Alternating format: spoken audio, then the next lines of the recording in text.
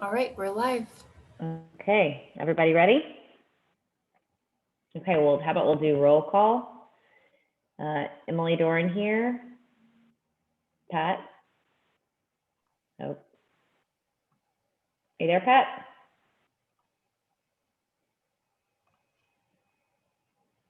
Okay, David? David Smith, present. Rebecca?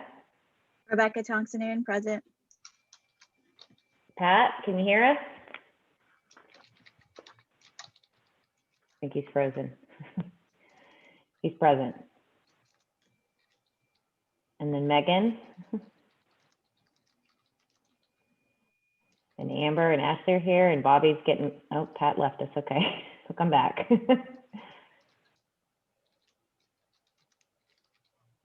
It's not a Zoom call unless there's technical difficulties. It's just the way it works. Okay, Pat, we're doing roll call, and you're on mute. Unmute. Pat Sheehan here. Great. Bobby, we see you, and we see that you're here. We can't hear you, but if you can unmute and do roll call real quick.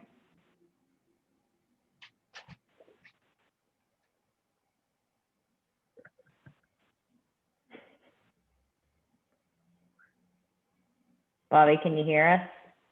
You're on mute.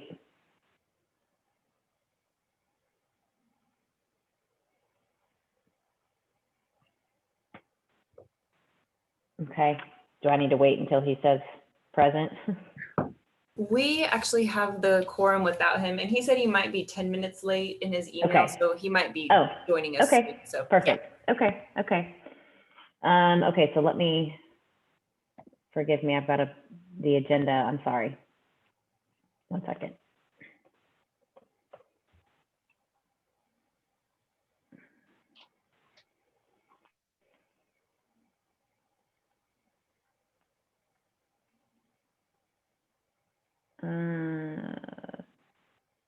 I don't have the agenda. Forgive me, guys. Wait, hold on. Here we go. Sorry.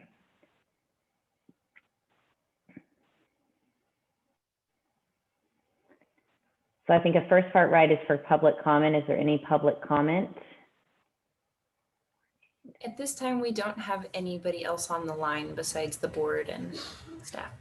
Okay. Okay. And so now we can just move into the consent agenda, correct? Yes.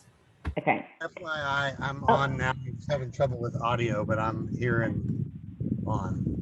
Okay, thanks, Bobby. Okay, so the first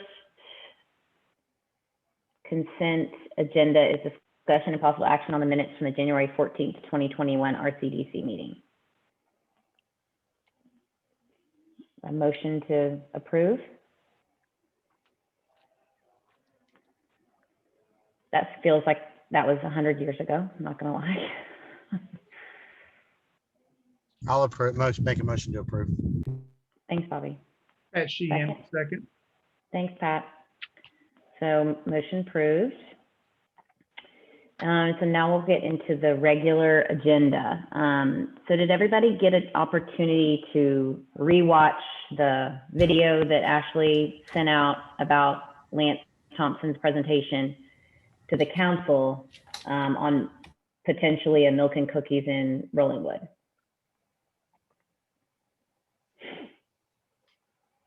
Pat Sheehan, yes. Okay. Yeah, and I think technically it was a presentation that he did to RCDC. Okay.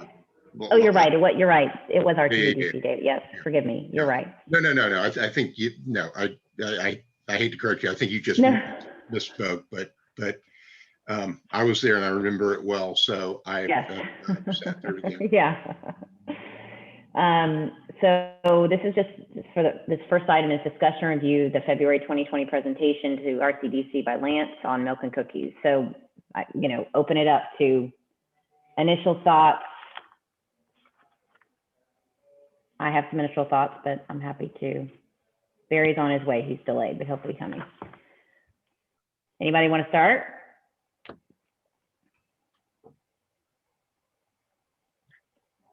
I'll start. So, I came into this obviously with fresh eyes, being a new member of RCDC, and I thought that it was a interesting opportunity for RCDC to consider.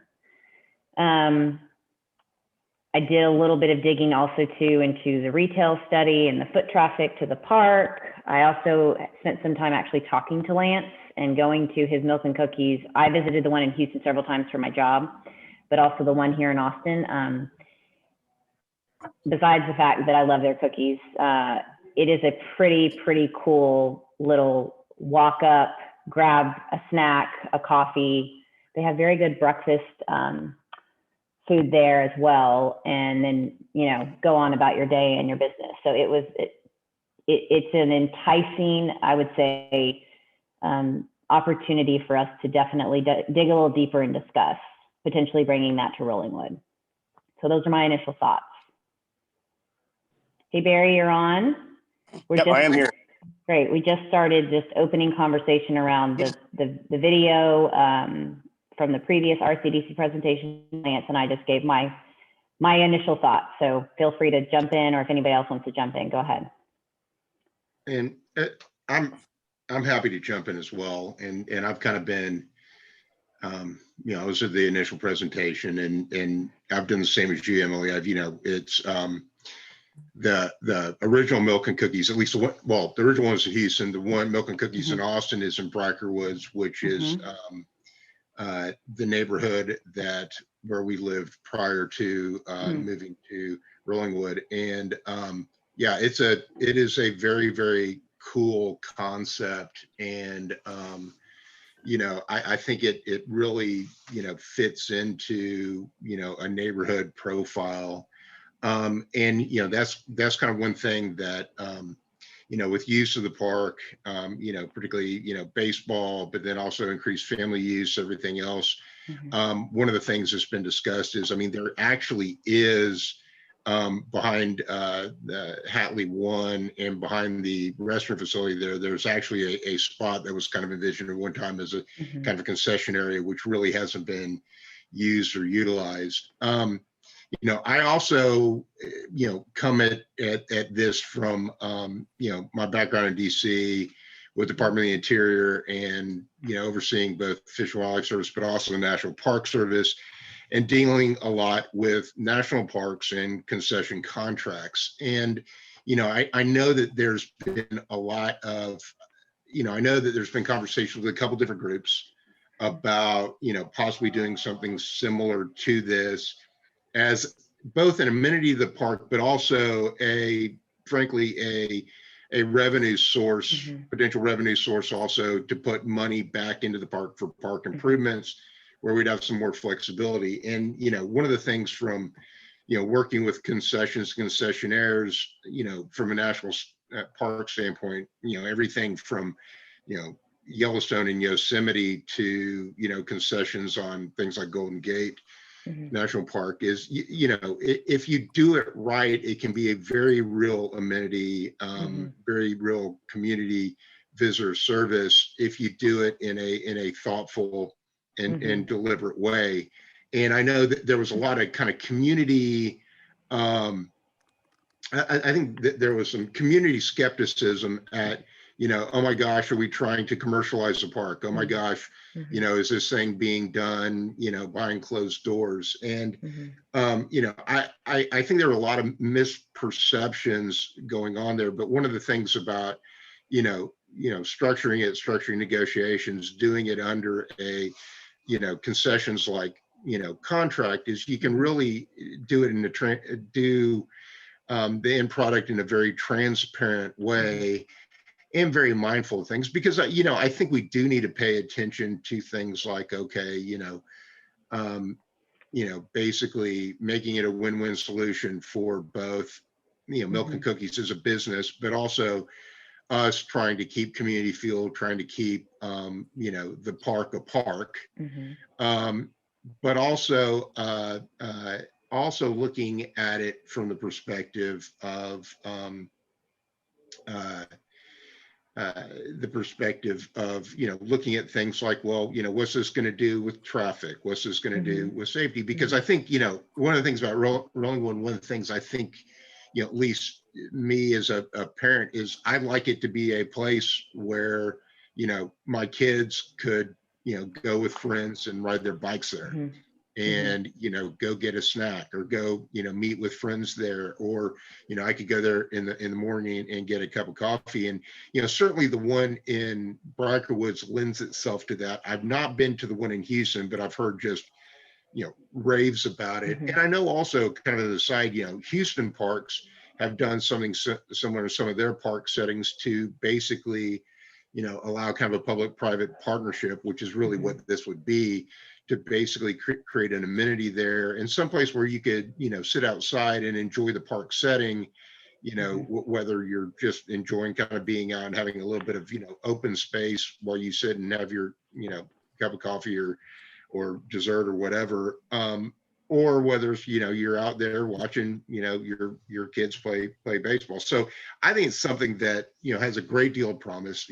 I really like it from a public-private partnership, because I think it lends itself, I think it would be a compatible use with the park use. It'd be compatible with the community. I think we'd want to pay attention to some of the traffic and parking issues, to be sure. But I think it also, in terms of revenues, I think it could be a nice little revenue source and revenue stream under the context of a public-private partnership, for us to really do some things that I think as a community we'd really like to see in the park, that, frankly, we may not have, and we don't have the flexibility to necessarily do with RCDC funds. So that's my little bit. Thank you, David. Does anybody have an estimate of what the income stream would be to the park? Yes. Yeah, Pat, when we first had him, this is Barry speaking. I know y'all can see me now. When he first projected it,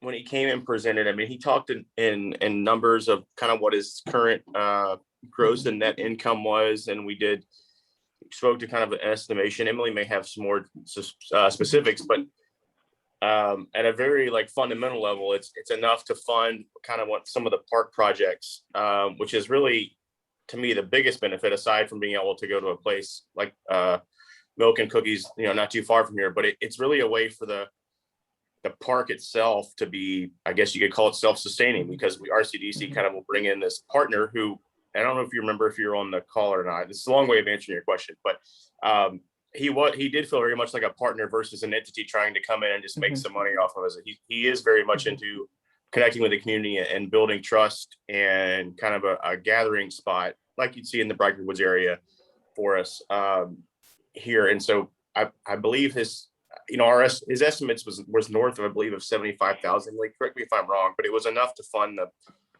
the ongoing improvements to the park, and also provide, an actual sales tax base to the city as well. Yeah.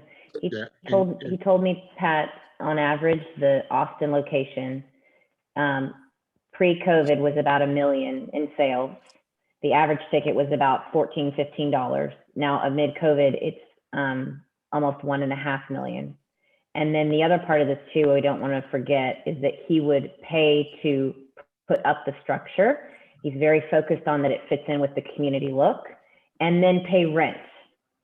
And I asked him, the Austin location is like 600 square feet. And I asked him he just signed a lease in Mueller, and he said, don't quote me, but it's about $45, $50 a foot.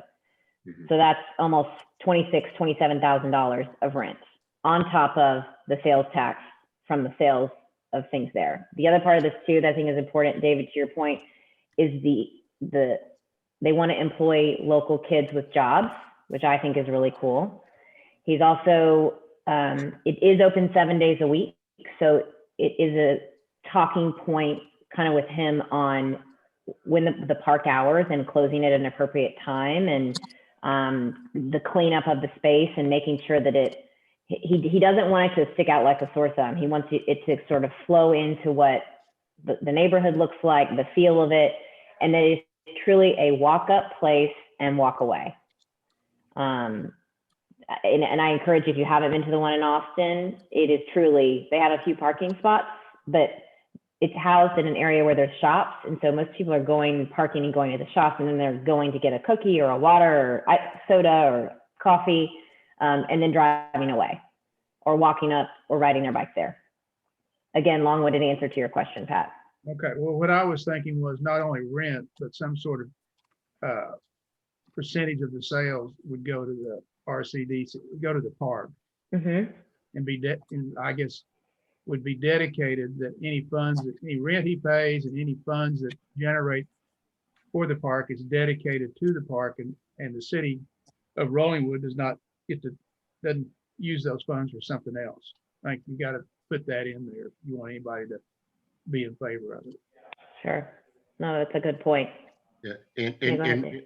and one additional thing I was going to add, and Megan, jump in here if I'm misremembering or getting this wrong. You know, one of the things about it, depending on the way we structure it, is to get to your point, Pat. You know, there's going to be more flexibility to use those funds for park services Mm-hmm. than RCDC funds. Mhm. In other words, you could use those funds for things like Park O&M. Mhm. Well, I'd rather see us use it, for capital improvements, but. Well, you could use it for both, Yeah, because right now we can't use, RCDC funds for Right. O&M, only for O&M. capital improvements, but Right. it provides additional flexibility. And then in terms of how to structure it, and Megan, I mean, it's basically you have, and Megan, jump in here if you have any thoughts, but in terms of structuring it, you can do it through any number of means legally. You could do just a straight lease.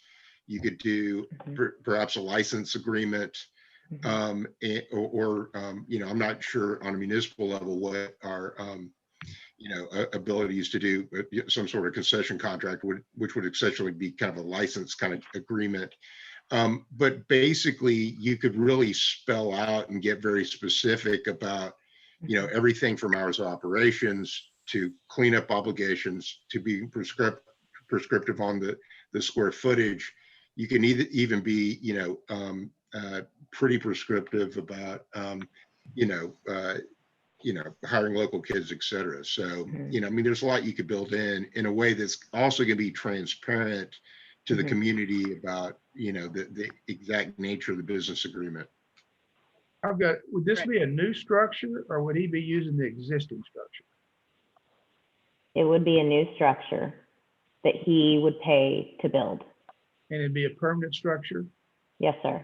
Yes, he would obviously have to go through any type of, approval and things like that. Right. But yeah, it would be a new structure, Pat. Okay.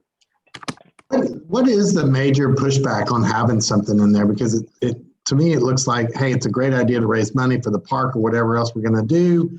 And it's great for the community to have something, a walk-up restaurant or coffee shop. What feedback are other folks giving that's less positive about the idea?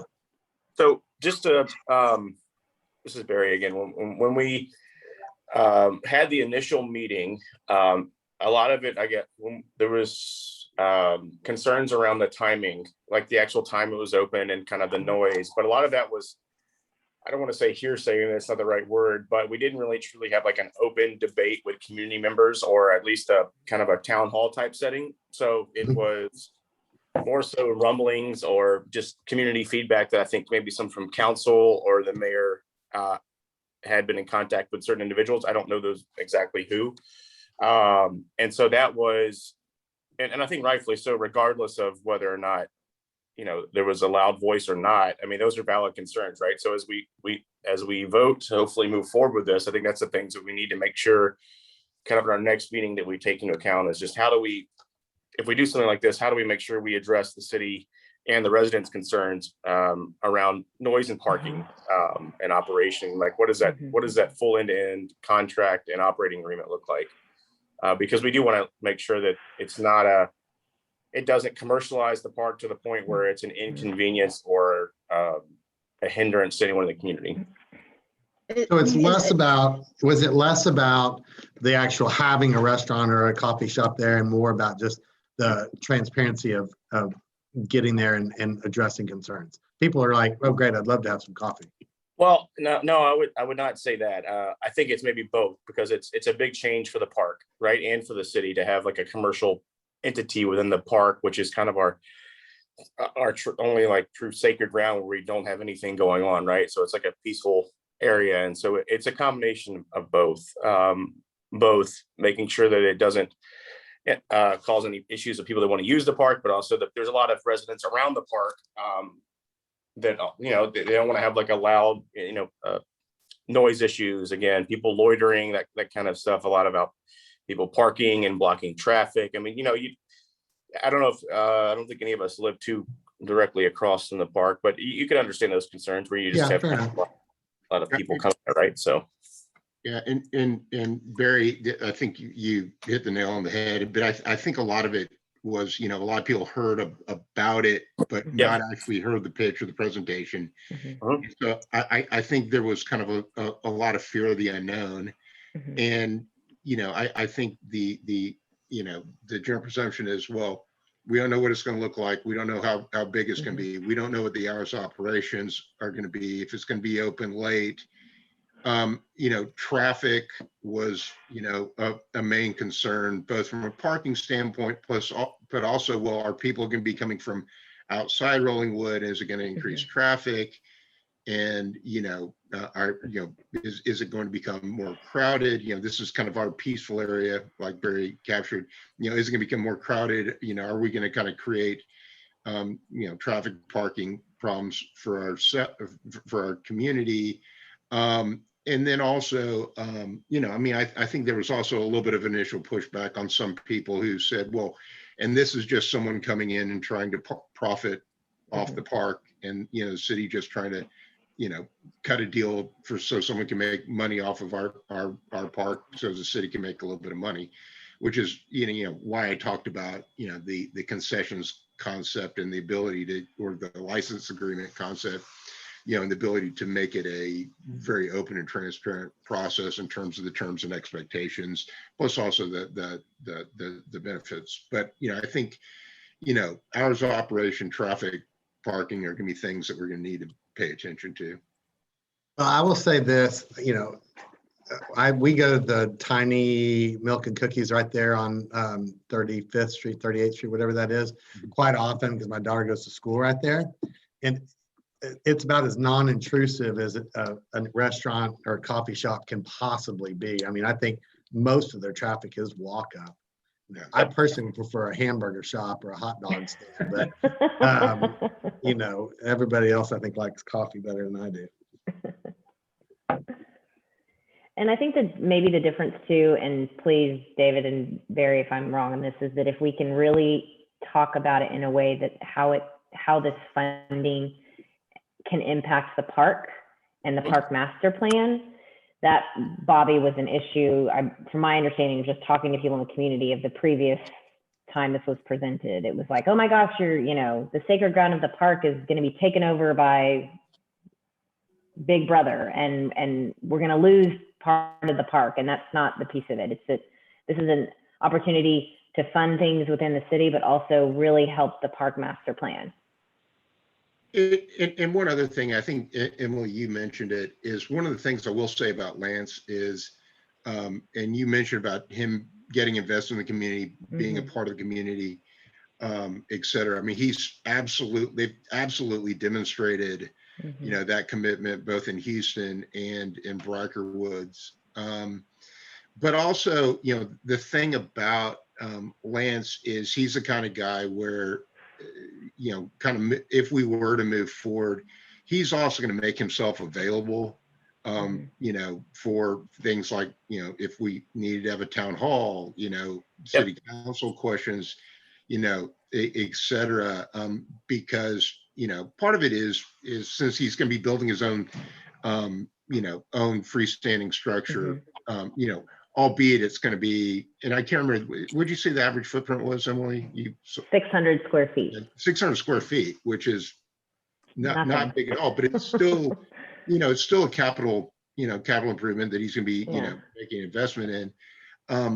But and also one of the nice things is, we're going to have a great ability as a community to play a role in, what the look, the aesthetic, the materials, et cetera, are going to be of that build. And he already has, a couple of examples that he can point to. But it's one of those situations where, I think he's going to make himself available, and I think there's going to be, there's an opportunity for a lot of, transparency that I hopefully, should allay some fears. I mean, I have no doubt that there are going to be, some people who, for whatever reason, are worried about it or unhappy about it, and are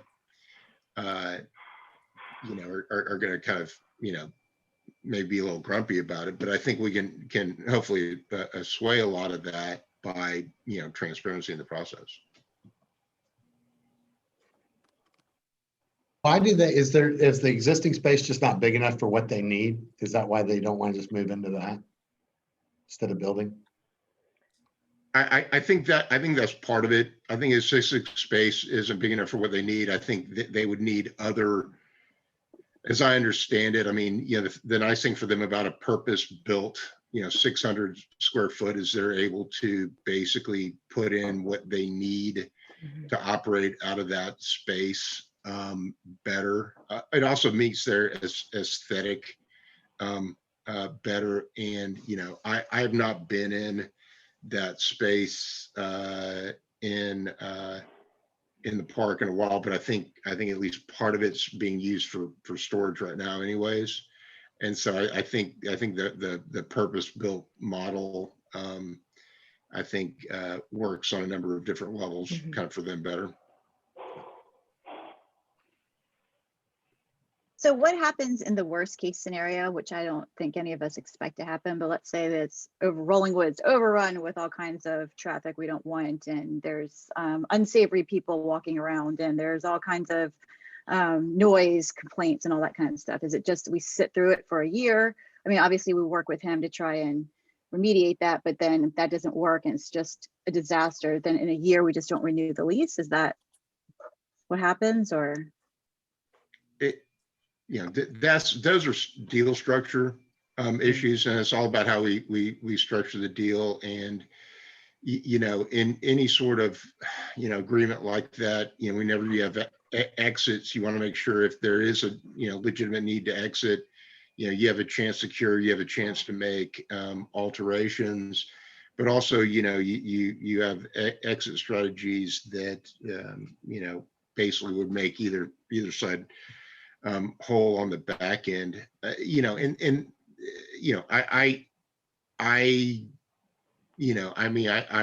always kind of, as an attorney, kind of view things as, okay, what's the worst case scenario, and do we have a exit plan from it? So I think you got to be mindful of that. The one advantage we do have here is we have a Houston location in where is that, Emily? Is it The Memorial. Memorial, yeah. So not dissimilar kind of setting demographics, and that there is a location in Briker Woods, and so I think we kind of can have a, and we're not the test case, which is nice, right. And there's some comfort in, but also I think you can put some sideboards to protect yourself against everything from traffic to parking, et cetera, based on hours of use. You can even put in some limitations on what they're able to serve, when they're able to serve, et cetera, be pretty prescriptive. But the problem's going to be is if once you get that rolling, if the worst case does come up and you're a year in, well, he's got 600 square foot structure he just built, and we go, hey, we don't like the traffic. He goes, well, I do like the traffic because that's revenue source for me. And he goes, so, how many backstops is he going to let you put on that? And it's not going to be a 1 year. I mean, just to be open and honest, it ain't going to be a 1 year because he's going to say, I have $150,000 in the structure or more. That was actually his proposal, was a 1-year trial when we initially went through it. So. I mean, and I've been to many of the locations at many different times of the day, and I just have not seen the worst case scenario that we're talking about. I haven't. I'm not saying it can't happen. I'm acknowledging that, and I agree we should think through worst case scenarios. I haven't seen that. There is a woman that moved here in the neighborhood who lived right across from the one in Memorial. It's worth talking, to her to get some kind of, to your point, Rebecca, what were some of the hiccups or issues initially that started. So no, I mean, I just see it as a win-win. Yeah, I think it's incredibly low risk, but just from being in real estate, you always have to make sure that you cover yourself on all those cases, because you meet a tenant and you go, oh, they're going to be great, and then a year later they turn into a monster that you didn't expect. So is that our decision on what exits to put in, or who makes that call? Who crafts that structure? That would be Amber and we may have to speak up this, but I'm guessing that we're going to have. I mean, we've done this in the past. It's essentially we've worked with the city attorney, kind of crafting and if they need outside assistance, they would actually help craft kind of a structure. I mean, we'd have input based off our own history of what this looks like, and as with city council. But it would go through kind of our government approval process. Council ultimately would have to sign off on this, but it would go through our kind of full vetting. It wouldn't just be hey, give us your document and we sign it type deal. Right. Well, right. And he would have to show plans of what it would look like and the location and, Yeah, and Barry's an add-on. I mean, there's any number of other cities that, do this, these sort of, either license agreements or leases or whatever. I mean, good example, you look at like, City of Austin, Zilker Park, food stands, Barton Springs Pool, things like that. Houston has a lot of them in their parks. A lot of other cities have these sorts of agreements. So, it's basically from a, legal standpoint, we wouldn't necessarily be kind of starting from scratch, but yeah, I mean, I think we'd be, leaning on our city attorney team to say, okay, let's, get a good template to use as a starting point and, go from there. And then what's our timing on this, as far as like when would it open? If everything moved along, what do we think the estimated opening would be? Well, Lance is ready to start tomorrow, so he's Sure he's very eager to move it forward. So I mean, I think to your point, Rebecca, that's on this group. What I think today was just the initial, let's have the conversation to push it forward. And then, as Barry said, are we going to have a kind of a public forum to talk this through and get all, people can air their grievances or concerns? And then Amber and Ashley, am I incorrect, or does it then go to city council for official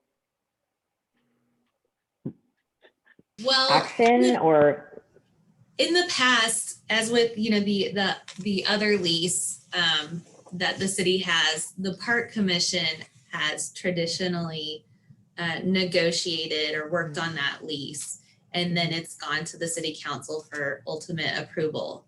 Okay. I was wondering if RCDC wanted to craft something and then present it to park commission, if that makes sense to do it that way. So under that scenario, would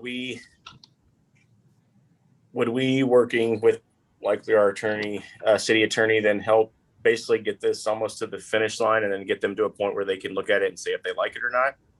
Is that? But I think maybe what you should come up with is a term sheet, and give that to them for a first run and let them, let them discuss. Maybe we could have a joint Park Commission RCDC Mhm. meeting.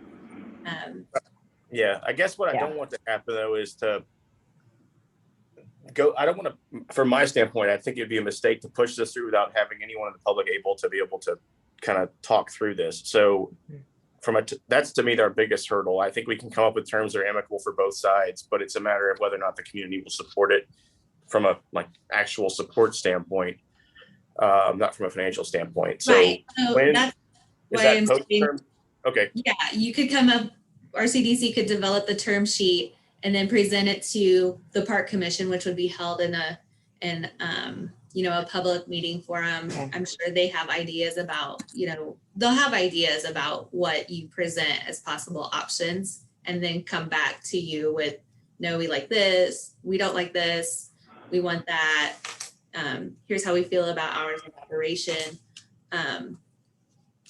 Or we could have an initial, we could have maybe like one or two of you could attend the park meeting. We could have this item on the agenda and you could present and talk about what RCDC was thinking and ask if they would be amenable to seeing what a term sheet might look like and going from there. Yeah, I mean, I guess I feel, yes, because my thought, if we go through the process of going a term sheet, that's not like something that's an easy thing to go through. And I hate to go through all that work if there is going, which I hope doesn't happen, but it goes to the point of where they're like, well, we're not interested in this. And then we've done all this work.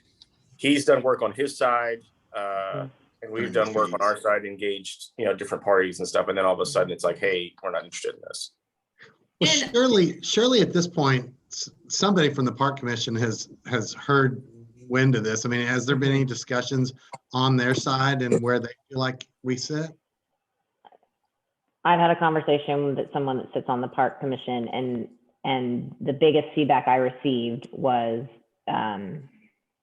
we've got to find a way to tie it to supporting park master plan and park efforts and that sort of thing. And that is a positive, collaboration that can happen, that would be a plus. Okay. There But wouldn't the be Park many Commission hurdles. doesn't hold the final keys to this decision, right? The city council and the mayor would. So yes, we want to get the Park Commission involved, but to Pat's point earlier is if some of this money were to go to infrastructure, that's not a bad thing at this point, but we do want to have the Parks Commission happy with the overall. Correct. Yes. I mean, in the end, it is up to the city council. Yeah. But you're putting it on the park property, and if the Park Commission isn't on board, then I think you have gotta cut one of your legs out there, right? So No, fair enough. Yeah.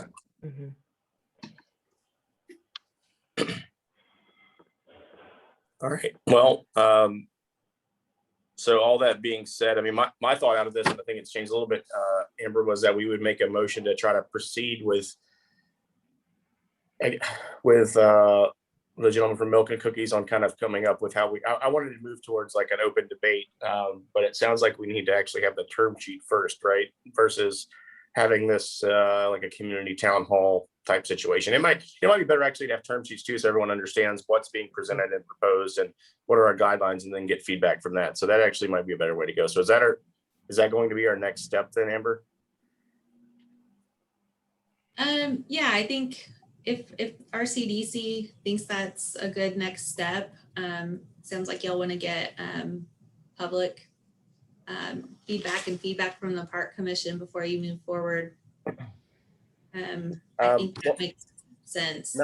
No, I mean, that's actually not, I was saying the opposite of that. I think it might be better to have a discussion after kind of thinking this through, having kind of all our parameters in place before we have the kind of open debate. Or at least a broad intent. Yeah, Exactly. right.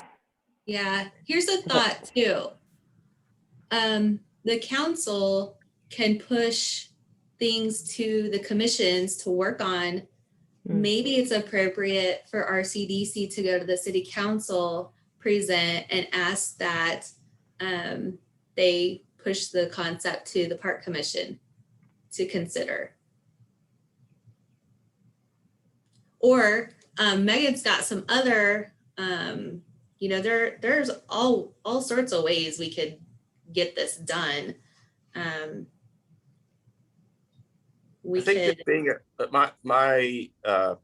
I want to get the park commission on board. This being a revenue driver, potentially both for the city and the park commission, I would like for us to still, the parties here still be the ones that are trying to be the biggest champion. I think it makes sense to have park also involved deeply, but I don't want this, you hand stuff off. I mean, it originated here, we hand it off and then nothing happens. I'm not saying that would happen, but with any organization, you just kind of lose momentum, right? Yeah. And so how do we, what's the best way to keep moving forward while making sure all parties are aligned or not aligned? And then in case we don't move forward, but at least keeping momentum of this going, because now we were about 3 or 4 months into this second round of trying to get this going, and we're a year into it from the first time. So I just don't want to keep spinning here. And let's just either, if the park commission and the RCDC were in alignment and went to the city council, I think that would go a long way, right? So why not just get somebody from this commission to go pitch it and get on board with the park commission, and then go to the city council with the. When's their next meeting? May 4th. The park commission? Yes. Okay, so we can't do anything really till then. So can we? You can come up with the terms that you want to present. I was going to say, we could talk to Lance and kind of come up with a rough draft of what the terms would look like, so that, because I think too, if we go to them with this concept and we're not sure, and that's not going to go over well either. So would we need to vote on whether or not we want to try to move forward with park commission as a collective body? I mean, I don't want it to be like, I mean, one person I guess could do anything, right? Like as a private citizen, if you want to call it that, but I would like for this to come from RCDC. So I know, I think it's better if we as a committee all go together versus just one of us. It shows the solidarity of the support. I agree. I was just trying to think through, do we need a resolution or anything, or can we just, Amber, can you put us on the calendar to kind of talk through us working on a term sheet for the next 20 days roughly with Lance, and then collectively us going through, going up there and trying to present this item to them. You don't need a motion. Okay. No. Okay. I mean, I guess just not even from a vote standpoint, but does everyone on RCDC think this is the right path? Just from any opposition or any other questions we have to this? I know we've been talking for about 35 minutes, but still.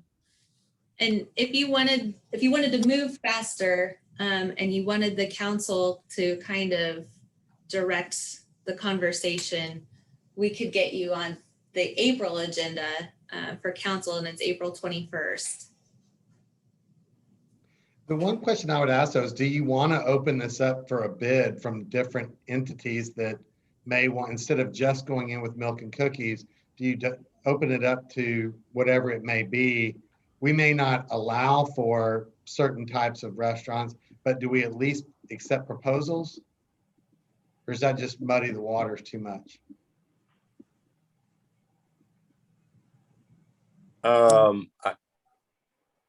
I think we have, I mean, historically I would prefer just to move forward with Lance, only because we've had this guy kind of with us for a while, and he has a proven track record. If we open up for bids, and then we're going to need to come up with a full-on, which is fine, come up with kind of an RFP of what we're looking for, and then from there put it out, get bids back, review them, have it narrowed down, select the final two. And I think it would cause a lot of alarm to the park commission, because they would go straight to that, thinking that we're commercializing the park. We don't know what's coming in here. You just want your hamburger place, Bobby. We know.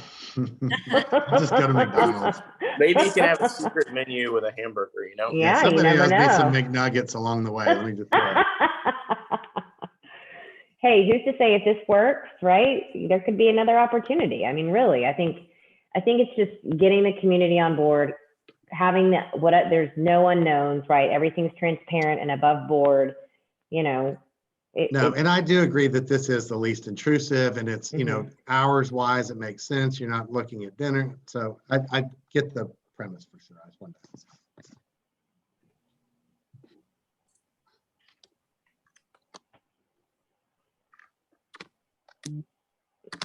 All right, so I think we can, we need a motion to close this item and move on. What do we have next on the agenda? Sorry, I was outside cutting my yard and I completely lost track of time. Did y'all kind of decide how you wanted to do this? I think over the next, well, what I'd like to do is for us for the next 20 some odd days to work with Lance on trying to get together kind of a term sheet, at least what it would look like. And he presented this before, but a more formal structure of kind of what the agreement would look like. Can we share stuff, Amber, from like, can we have like a community RCDC like Sam share, yeah, like a Dropbox where we can share everything and like provide feedback, or at least not meet without meeting, but at least be able to get input from our committee. What say you, legal counsel? It all depends on how it's structured. So I think we can probably structure it such that that information can be disseminated. It probably can't be something that's two-way, but we can certainly structure it so that the committee's work, the subcommittee's work can be distributed and disseminated, and staff can coordinate that as well as potentially receiving feedback depending on how extensive it is. Okay. Amber, I can get with you and the team to figure out how we do that so we are in compliance. Yeah. And is it worth also in the meantime having, you know, a conversation with individuals on the Parks Commission that we know of? Just, you know, I think what I don't want to have happen too is like last time, it was like the neighbors start talking, right? And then it becomes this thing that it's not really, I want us to try to nip it in the bud from the beginning of like, this is the plan, this is our goal, let's do this together, not against, you know, go against each other. Is that above board? Mm-hmm. Okay. Yes. Okay.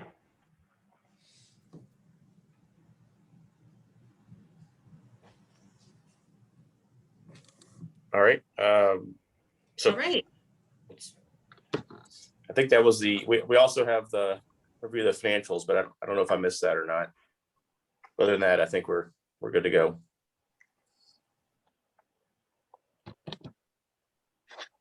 So just so I'm clear, because I don't know if is it clear to everyone, we're going to work on this term sheet with Lance, get this done, and then present to the parks on May 4th as a group?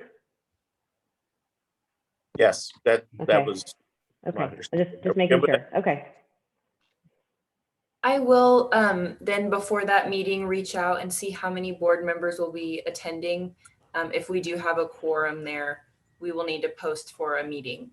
But that's not a problem. If we want everyone to show up, we can post as like a joint meeting or a separate meeting of the board. That'd be fine.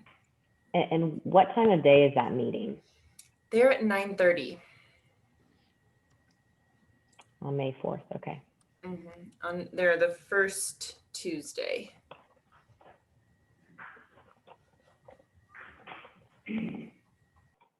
Okay.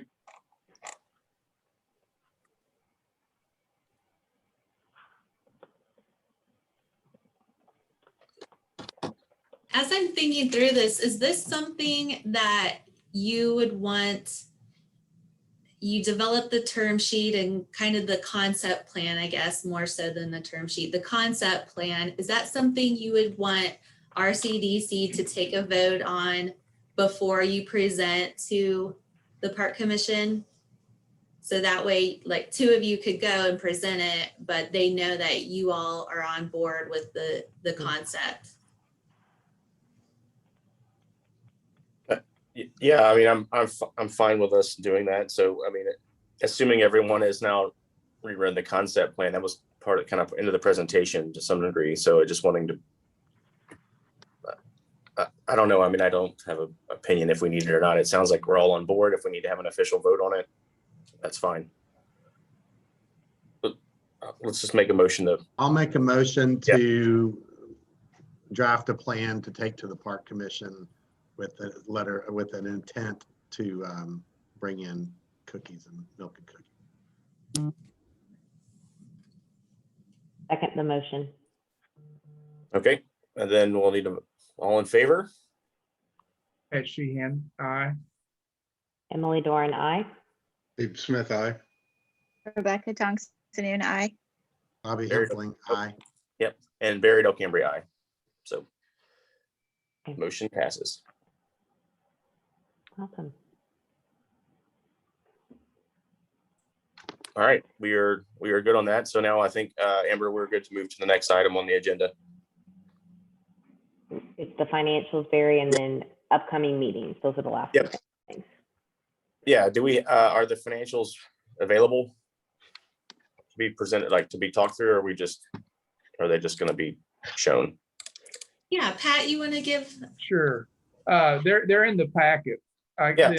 The important thing to recognize is the RCDC has approximately $373,000 in cash items as of February 28th, 2021. So we've continued to collect our sales tax, which I'm sure will exceed our budget when we get done. Looks like the current period that they're talking about will be February. We collected $11,500 in sales tax money. And we really didn't spend any money. So that's, I would think, a quick summary. Yep. Okay, just making sure there was nothing glaring going on. And the reason I put it on there is just to, just so we understand where we are, is we've handed out some money and just trying to make sure we're not blowing through our cash. Okay. And then finally, setting of the next meeting. Oh, actually, we need to make, when would our next meeting time be? Next meeting, so the normal schedule as it is now is the second Thursday of the month. So right now that would be Thursday, May 13th. Okay. And I didn't know if y'all wanted to consider any other times or after, discussing attendance or what you wanted to do. I think, so from the feedback we got regarding times and everything else, that time still works for everyone but one member. So I believe we're going to keep that time, the noon Thursday, on the 13th. And then we'll have our agenda setting meeting, the same time as well. And that may, depending on what comes out of the park commission meeting, I'm sure we'll have to add some items. So will we just make sure we set the agenda meeting after the park meeting, which I believe it's that Thursday. So it's 5th, 6th, it's the 6th, I believe.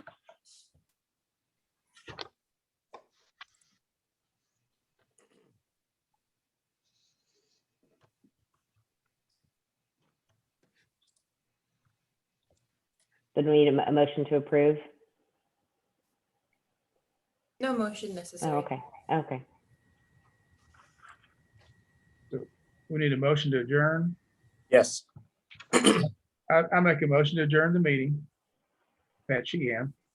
All right, I'll Emily second. Doran, second, yeah. Yep. All right.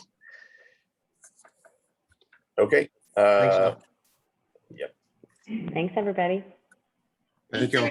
Thanks, everyone. Yes. All right. Thank you. Thanks. Bye. Bye-bye. Bye, everybody.